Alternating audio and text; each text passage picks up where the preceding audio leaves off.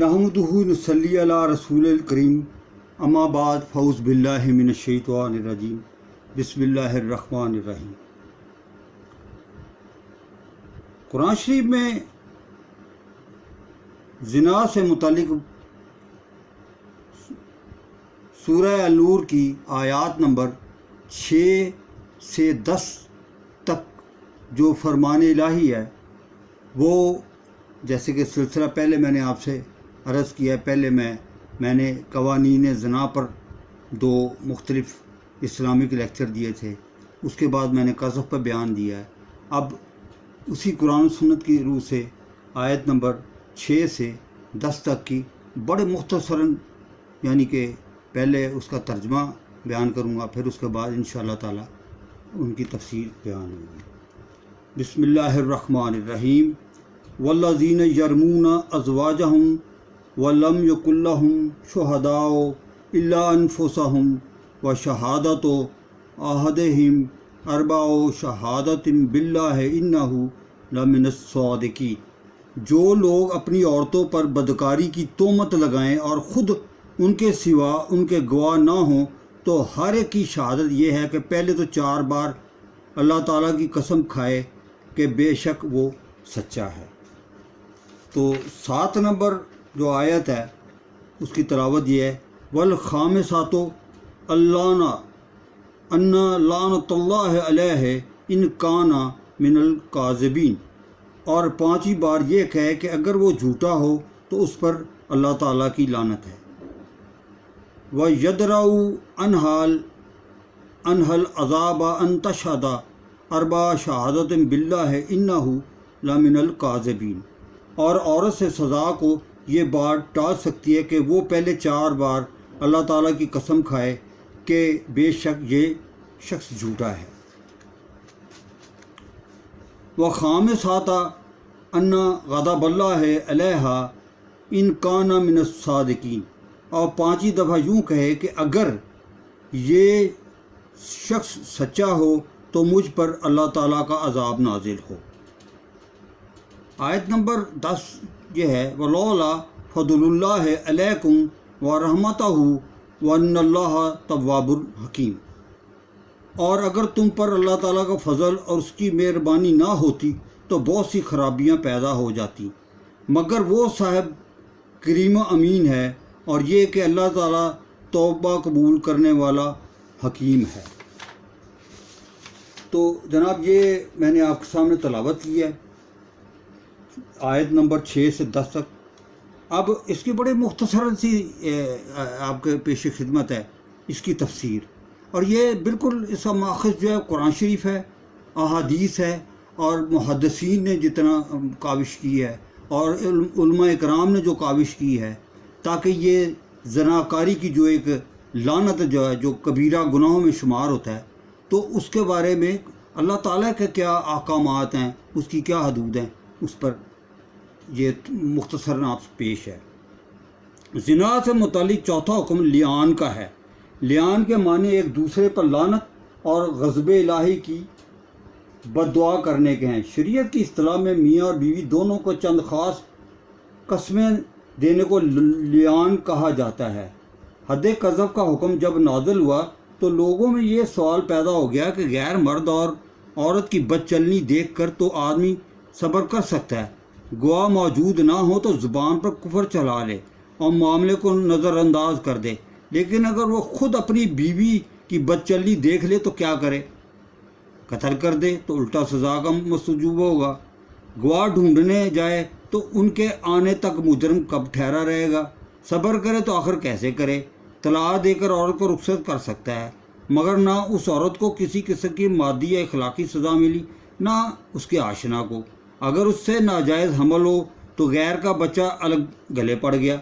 ये सवाल शुरू में तो हज़रत साद बिन अबादा ने एक फ़र्ज़ी सवाल की हैसियत से पेश किया था, और यहाँ तक कह दिया था कि मैं अगर खुदा न खास्ता अपने घर में ये मामला देखूँ तो गवाहों की तलाश में तो नहीं जाऊँगा, बल्कि तलवार से उसी वक़्त मामला तय कर दूँगा। लेकिन थोड़ी ही मुद्दत गुजरी थी कि बाज़ ऐसे मुकदमात अमलन पेश आ गए जिनमें शौहरों ने अपनी आँखों से ये मामला देखा और हज़रत मोहम्मद सल्लल्लाहु अलैहि वसल्लम के पास उसकी शिकायत لے کر گئے۔ عبداللہ بن مسعود رضی اللہ تعالیٰ عنہ اور ابن عمر رضی اللہ تعالیٰ عنہ کی روایت میں ہے کہ انصار میں سے ایک شخص نے حاضر ہو کر عرض کیا، یا رسول اللہ صلی اللہ علیہ وسلم، اگر ایک شخص اپنی بیوی کے ساتھ غیر مرد کو پایا منہ سے بات نکالے تو آپ حد قذف کر دیں گے، قتل کر دیں تو آپ اسے قتل کر دیں گے؟ چپ رہے تو غیظ میں مبتلا رہے، آخر وہ کیا کرے؟ اس پر نبی کریم صلی اللہ علیہ وسلم نے دعا کی، خدایا اس مسئلے کا فیصلہ فرما۔ ابن عباس رضی اللہ تعالیٰ عنہ کی روایت ہے کہ بلال بن امیہ رضی اللہ تعالیٰ عنہ نے آ کر اپنی بیوی کا معاملہ پیش کیا جسے انہوں نے بچشم خود ملوث دیکھا تھا۔ نبی کریم صلی اللہ علیہ وسلم نے فرمایا، ثبوت لاؤ ورنہ تم پر حد قذف جاری ہو جائے گی۔ صحابہ میں سے اس پر عام پریشانی پھیل گئی اور بلال رضی اللہ تعالیٰ نے کہا کہ اس اللہ تعالیٰ کی قسم جس نے آپ صلی اللہ علیہ وسلم کو نبی بنا کر بھیجا ہے، میں بالکل صحیح واقعہ عرض کر رہا ہوں جسے میری آنکھوں نے دیکھا اور کانوں نے سنا ہے۔ مجھے یقین ہے کہ اللہ تعالیٰ میرے معاملے میں ایسا حکم نازل فرمائے گا جو میری پیٹھ بچا دے گا، اور اس پر یہ آیت نازل ہوئی۔ لیان کی صورت یہ ہے کہ جب کوئی شوہر اپنی بیوی پر زنا کا الزام لگائے یا اپنے بچے کو کہے کہ یہ میرے نطفے سے نہیں ہے، اور یہ عورت جس پر الزام لگایا گیا اس کو جھوٹا بتائے، اس کا مطالبہ کرے کہ چونکہ مجھ پر جھوٹی تہمت لگائی ہے اس لیے شوہر پر تہمت زنا کی سزا 80 کوڑے جاری کی جائے، تو اس وقت شوہر سے مطالبہ کیا جائے گا کہ تہمت زنا پر 4 گواہ پیش کرے۔ اگر اس نے گواہ پیش کر دیے تو عورت پر حد زنا لگائی جائے گی، اور اگر وہ 4 گواہ نہ لا سکے تو ان دونوں میں لیان کرایا جائے گا، یعنی اول مرد سے کہا جائے گا کہ وہ 4 مرتبہ ان الفاظ سے جو قرآن شریف میں مذکور ہیں یہ شہادت دے کہ میں اس الزام میں سچا، اور 5ویں مرتبہ یہ کہے کہ اگر میں جھوٹا ہوں تو مجھ پر اللہ تعالیٰ کی لعنت ہو۔ اگر شوہر ان الفاظ کے کہنے سے رکے تو اس کو قید کر دیا جائے گا کہ یا تو اپنے جھوٹے ہونے کا اقرار کرو یا مذکورہ الفاظ کے ساتھ 5 مرتبہ یہ قسمیں کھاؤ، اور جب تک وہ ان دونوں میں سے کوئی کام نہ کرے اس کو قید میں رکھا جائے گا۔ اگر اس نے اپنے جھوٹے ہونے کا اقرار کر لیا تو اس پہ حد قذف یعنی تہمت زنا کی شرعی سزا جاری ہوگی۔ اگر الفاظ مذکور کے ساتھ 5 مرتبہ قسمیں کھا لیں تو پھر اس کے بعد عورت سے ان الفاظ میں 5 قسمیں لی جائیں گی جو قرآن شریف میں عورت کے لیے مذکور ہیں۔ اگر وہ قسم کھانے سے انکار کرے تو اس کو اس وقت قید رکھا جائے گا جب تک کہ وہ یا تو شوہر کی تصدیق کرے اور جرم زنا کا اقرار کرے تو اس پہ حد زنا جاری کر دی جائے، اور پھر الفاظ مذکور کے ساتھ 5 قسمیں کھائے۔ اگر وہ الفاظ مذکور سے قسمیں کھانے پر راضی ہو جائے، قسمیں کھا لے، تو اب لیان پورا ہو گیا، جس کے نتیجے میں دنیا کی سزا سے دونوں بچ گئے۔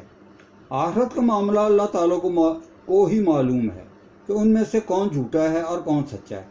جھوٹے کو آخرت میں سزا ملے گی، لیکن دنیا میں بھی جب میاں بیوی میں لیان کا معاملہ ہو گیا تو یہ ایک دوسرے پہ ہمیشہ کے لیے حرام ہو جاتے ہیں۔ شوہر کو چاہیے کہ ان کو طلاق دے کر آزاد کر دے، اگر وہ طلاق نہ دے تو حاکم ان دونوں میں تفریق کر سکتا ہے جو بحکم طلاق ہوگی۔ بہرحال اب ان دونوں آپس میں دوبارہ نکاح بھی کبھی نہیں ہو سکتا۔ تو جناب یہ آپ کے سامنے آیات کا مطلب ہے کہ مختصراً تفسیر بیان کی گئی ہے، تو ہمیں مسلمان ہونے کے ناطے یہ ہمارا فرض ہے کہ ہم ایسی گفتگو کرتے ہوئے اجتناب کریں، کیونکہ اس سے پورے معاشرے تباہ و برباد ہو جاتے ہیں۔ اب آپ دیکھیں، یورپ میں دیکھ لیں، امریکہ میں دیکھیں، ویسٹ پورے میں دیکھیں کہ یہ بعض تو اس کو کچھ سمجھتے ہی نہیں ہیں، ان کے کوئی ایسے قانون ہی نہیں ہے، لیکن ہمارے یہاں اسلام نے ایک نسب کا سلسلہ بنایا ہے۔ اس لیے زنا کا کسی پہ الزام لگانا یا زنا کے بارے میں معلومات رکھنا اور ان کے قوانین کے بارے میں معلومات رکھنا، یہ اللہ تعالیٰ نے خود حدود مقرر کی ہیں، تو یہ ساری چیزیں اس سے اخذ کرنی چاہیے۔ موجودہ زمانے میں کیونکہ انسان ترقی کرتا ہے، ارتقائی مراحل طے کرتے کرتے پہنچا ہے، آج کل تو بہت مطلب ہے کہ یعنی کہ ہر بندہ ایک گلوبل ولیج میں رہتا ہے، اس کا نشاندہی ہو جاتی ہے۔ اور موجودہ دور میں جو ہے اب ایک ڈی این اے ٹیسٹ کا سلسلہ شروع ہو چکا ہوا ہے. لیکن بات یہ ہے کہ اس پر جو ہمارے منصف ہیں ان کو ان کی یعنی کہ بغور تفتیش کرنی چاہیے. معاشرے کو سدھار کے لیے یہ ایک بہت بڑی لازمی جز ہے کہ اس کو کہ ان چیزوں پہ بہت زیادہ یعنی کہ ہمیں نظر رکھنی چاہیے تاکہ معاشرے میں یہ بگاڑ جو ہے نا یہ ناسور نہ بن جائے, زیادہ سے زیادہ لوگوں کو سزا ملے. اب آپ دیکھیں سعودی عربیہ ہے, وہاں گردن مار دی جاتی ہے, کئی جگہ سنساری بھی ہوتی ہے. تو بات یہ ہے کہ اور پھر جب یہ چیزیں ہو جاتی ہیں تو پھر سال ہر سال ایسے کوئی واقعات ہی پیش نہیں آتے. تو امید ہے کہ آپ یہ میری جو میں نے آپ کے سامنے ان کی تفاصیر پیش کی ہیں آپ ان پہ تدبر کریں گے اور اللہ تعالیٰ سے دعا دیں کہ اللہ تعالیٰ ہم سب کو ہدایت دے. وما علینا الا البلاغ المبین. والسلام. عارف چشتی.